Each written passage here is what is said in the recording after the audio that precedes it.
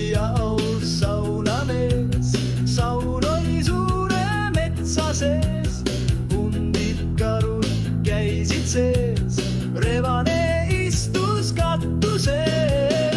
Airuni Vallera, see läks Tallinna, kuid raha polnud tal, ta sõitis pingi all. Airuni Vallera, see läks Tallinna, kuid raha polnud tal, ta sõitis pingi all.